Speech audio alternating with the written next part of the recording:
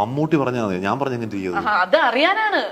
മമ്മൂക്ക പറഞ്ഞ ഡയലോഗാണ്. അക്ഷരങ്ങൾ അച്ചടിച്ചു കൂട്ടിയ പുസ്തകത്താളുകളിൽ നീ പഠിച്ച ഇന്ത്യയിലെ അനുഭവങ്ങളുടെ ഇന്ത്യ, കോടിക്കണക്കായ പട്ടിണിപ്പാവങ്ങളുടെയും നിരക്ഷരരുടെയും ഇന്ത്യ, കൂട്ടിക്കൊടുപ്പുകാരുടെയും വേശ്യകളുടെയും തോട്ടികളുടെയും കുഷ്ഠരോഗികളുടെയും ഇന്ത്യ, ജട്ക വലിച്ചു വലിച്ച് ചുമച്ച് ചോര തുപ്പുന്നവന്റെ ഇന്ത്യ, വളർത്തുനായ്ക്ക് കൊടുത്ത ബേബി ഫുഡിൽ കൊഴുപ്പിന്റെ അളവ് കുറഞ്ഞു പോയതിന് ഭർത്താവിനെ ശ്വാസിച്ച് അത്താഴപ്പെട്ടു. അയ്യോ അയ്യോ, ഇതെങ്ങനെ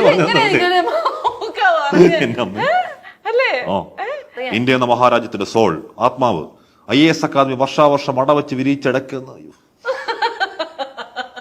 ഇന്ത്യ എന്ന മഹാരാജ്യത്തിന്റെ സോൾ, ആത്മാവ്, IAS അക്കാദമി വർഷാവർഷം അടവച്ച് വിരിച്ചെടുക്കുന്ന നിന്നെ പോലുള്ള സ്നോബുകൾക്ക് ഈ ആത്മാവ് തൊട്ടറിയാനുള്ള സെൻസ് ഉണ്ടാവണം, സെൻസിബിലിറ്റി ഉണ്ടാവണം, സെൻസിറ്റിവിറ്റി ഉണ്ടാവണം. വീണ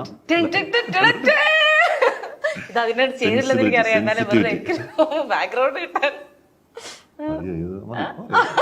ഓക്കെ ചേട്ടൻ, ചേട്ടൻ അതൊരു സ്പോർട്സ്മാൻ സ്പിരിറ്റ് എടുത്ത് അത് വായിച്ചില്ലേ? I appreciate.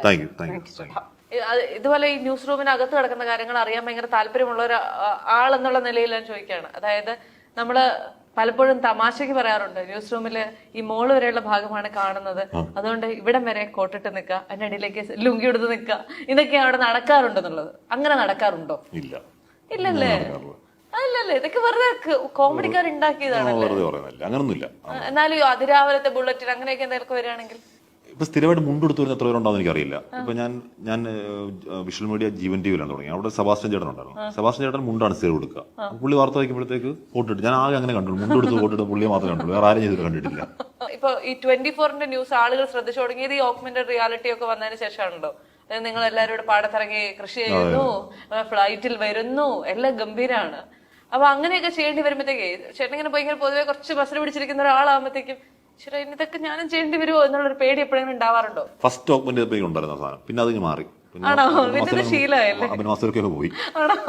പ്രളയം ഉണ്ടായ സമയത്ത്, കുറച്ച് വർഷങ്ങൾ പുറകോട്ടാണ്, എന്നാലും പ്രളയം ഉണ്ടായ സമയത്ത് നമ്മളിങ്ങനെ പ്രളയത്തിൽ കുറെ ആളുകൾ സഹായിക്കാനായിട്ട് മുൻപോട്ട് വന്ന ഒത്തിരി ഭയങ്കര സഹായങ്ങളൊക്കെ നടക്കുന്ന സമയത്ത് ഒരു ചാനലില് ഇങ്ങനെ നോക്കിയപ്പോ ഒരു പരിചയമുള്ള മുഖം ഉണ്ടല്ലോ ആളുകളെ സഹായിക്കുന്നത് എന്ന് നോക്കി വന്നപ്പോഴത്തേക്കും അതിലൊരാൾ ചേട്ടനായിരുന്നു. എന്തായിരുന്നു അതിനുള്ളൊരു മോട്ടീവ്? അവളുടെ വൈഫിന്റെ ഹൗസ് ആലുവയിലാണ്. വൈഫിന്റെ ഹൗസ് അവർ കമ്പനിപ്പടിയിലെ ഫ്ലാറ്റിലാണ് താമസിക്കുന്നത്. അപ്പം ഞാൻ അന്ന് മാതൃഭൂമിയിലാണ്, ട്രിവാൻഡ്രത്താണുള്ളത്. അപ്പൊ ഞാൻ അന്ന് ആഴ്ചയിലുള്ള ഓരോമാണ്.